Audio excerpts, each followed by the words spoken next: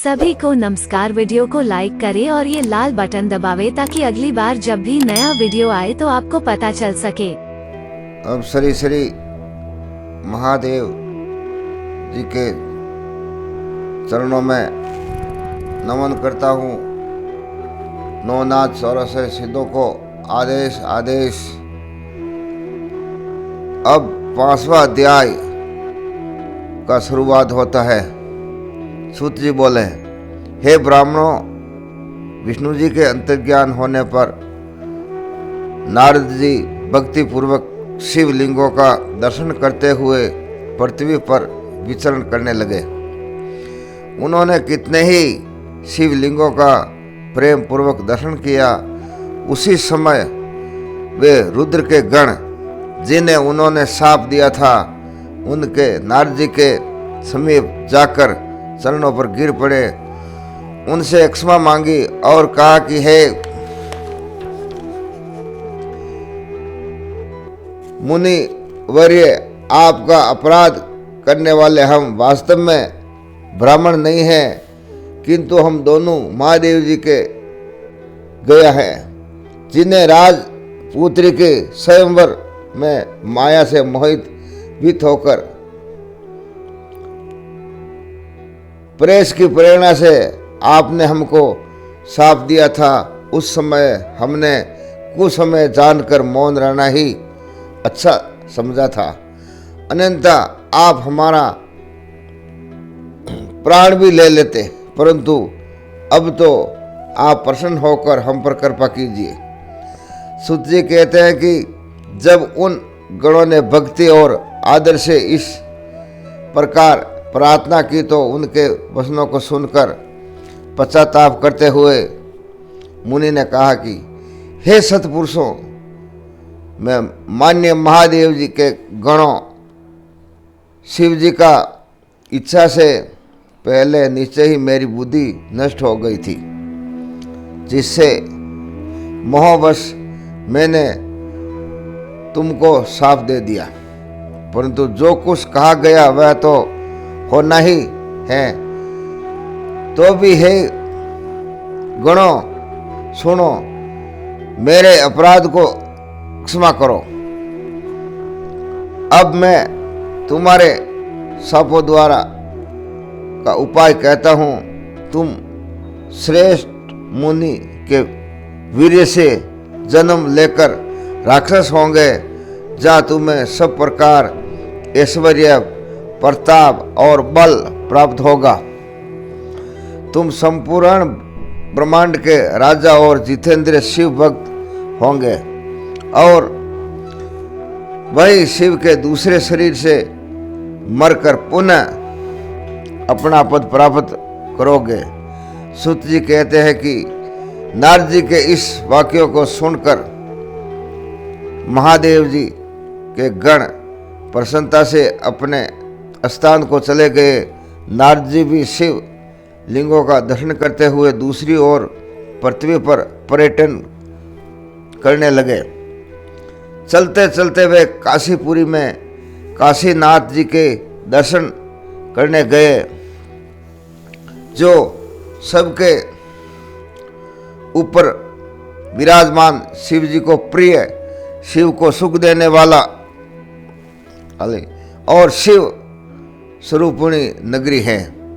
उनके दर्शन कर वे कृतार्थ हो गए।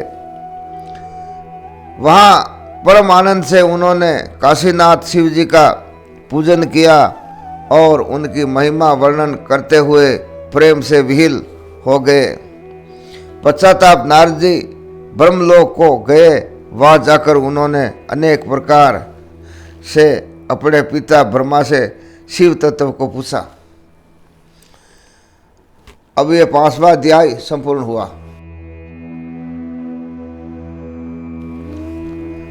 अब 6वां अध्याय में ब्रह्मा जी बोले,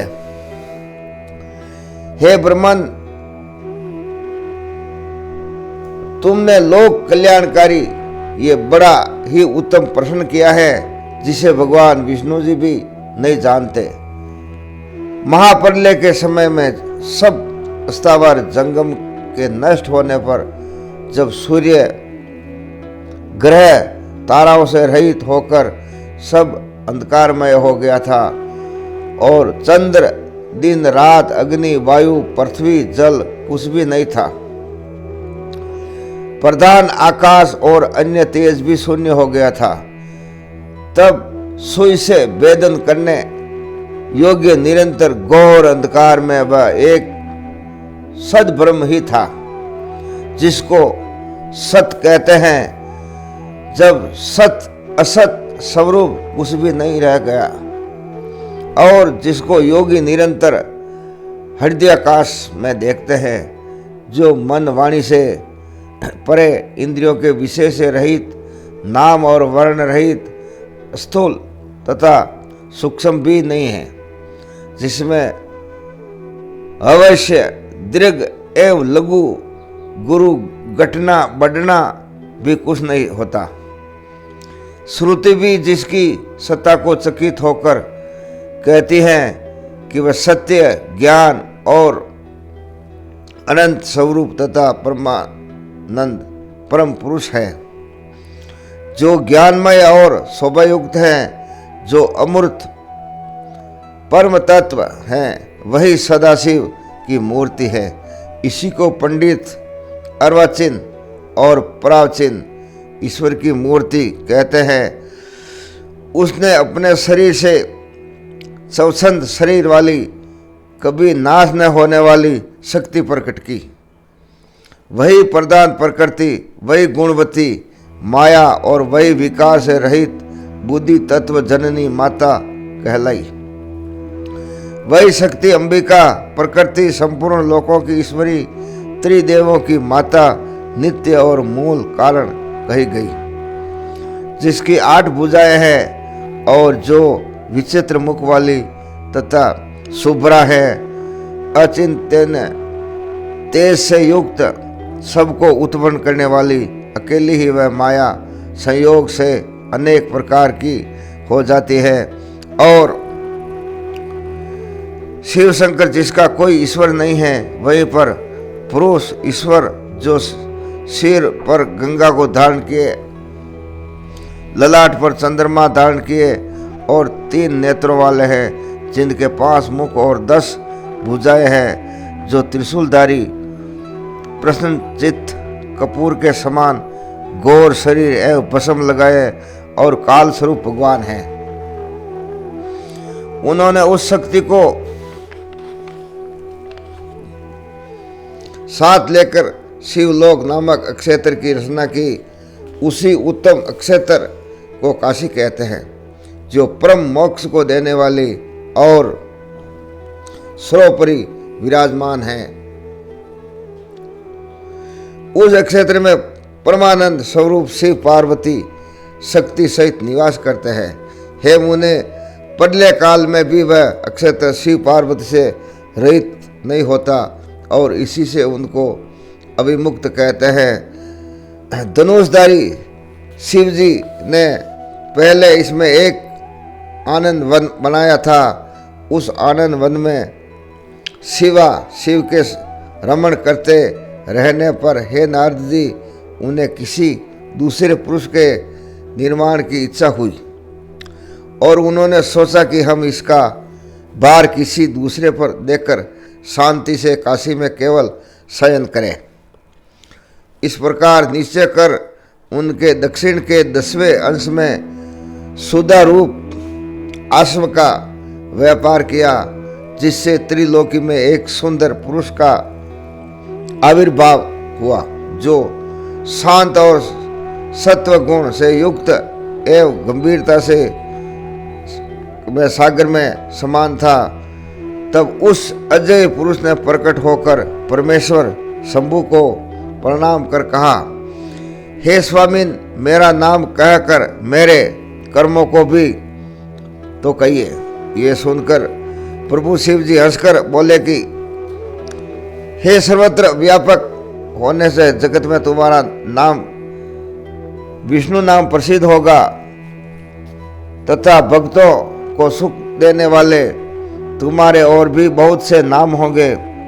तुम परम कार्य साधन के लिए दृढ़ता से तप करो। ऐसा कहकर शंकर जी ने अपने श्वास मार्ग से वेदों को दिया। तब अच्युत विष्णु ने शिव जी को नमस्कार कर बड़ा तप किया और शिव जी अंतर्ज्ञान हो गए। विष्णु ने 12,000 दिव्य वर्ष तक तप किया, किंतु तब से अब तक उन्होंने अपने मनोरथ कल्याणकारी शंभु का कभी दर्शन न पाया। जब उन्हें इसकी चिंता हुई तो शिव जी ने ये शुभ वाणी उत्पन्न की कि तुम अपने सहज को दूर करने के लिए फिर तप करो।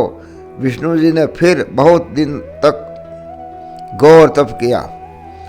तब शिव जी की माया से विष्णु के शरीर से अनेक प्रकार की जलधाराएं निकली और वह सब जल शून्य में व्याप्त होकर फिर ब्रह्म स्वरूप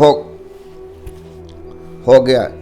जिसके स्पर्श से पाप नाश होते हैं, फिर तो वे पुरुष विष्णु जी थक कर प्रसन्नता से बहुत काल तक मोहित हुए और स्वयं ही उस जल पर सो गए। उसी समय उसका सुरति समद नारायण नाम भी हुआ और प्रकृति पुरुष के बिना उस समय कुछ भी नहीं था। उसी समय में उन महात्मा से सब तत्वों की उत्पत्ति हुई, फिर उनका विस्तार हुआ। पहले प्रकृति से महान और महान से 3 गुण उत्पन्न हुए, फिर उससे 3 गुण और भेद वाला अहंकार उत्पन्न हुआ।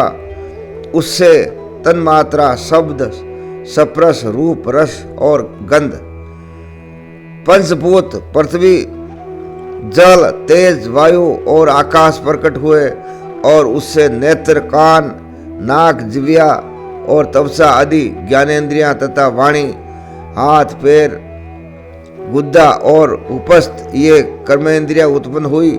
इस प्रकार पुरुष के बिना यह सब प्रकृति का जड़ रूप कार्य हुआ। जो सब तत्व शिव जी की इच्छा से 24 प्रकार के हैं, ये सब एकत्रित होकर ब्रह्म स्वरूप जल में सो रहे। ये 6वां अध्याय पूरा हुआ।